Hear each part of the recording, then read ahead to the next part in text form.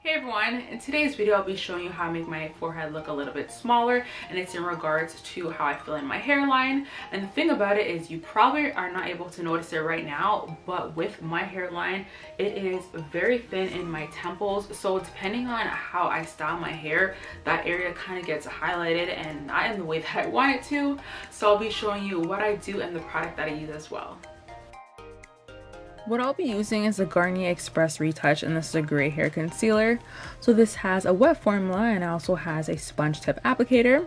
And I don't have any grays, but I'll just be using this to fill in my roots that are naturally thin.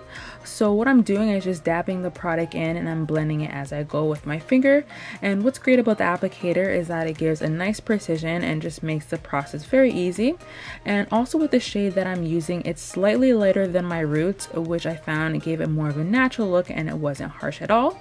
And with this product, it includes natural ingredients, so it's infused with mineral clay and pearls. And I found that this formula was also very long lasting and actually stayed until my next wash day. And afterwards, when I was done applying this, I found that it just dried down pretty quickly and my hair felt good and there was no stiffness.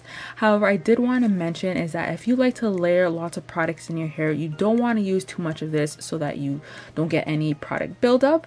And another thing that I really liked about this is that it did a good job at filling in my roots, but I do still think that I needed to use something that had hair-like fibers so I could have got more of a thickening effect. So although it did a good job at filling in my roots, some areas did look thin. So I found that it does have pros and cons about it, but I don't think it's ideal for filling in a thin hairline. Something that I liked about this formula is that it had little to no transfer. So honestly, once this dried down, this was not budging and I liked that aspect of it.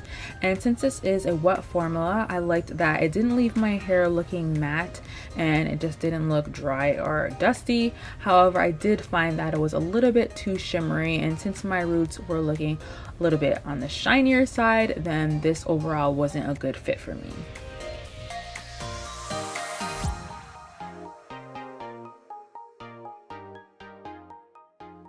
Thank you so much for watching. I hope you found this video to be helpful. And if you want any more information, then just check the description box below. And don't forget to comment, rate, and subscribe. And I'll talk to you guys later. Bye.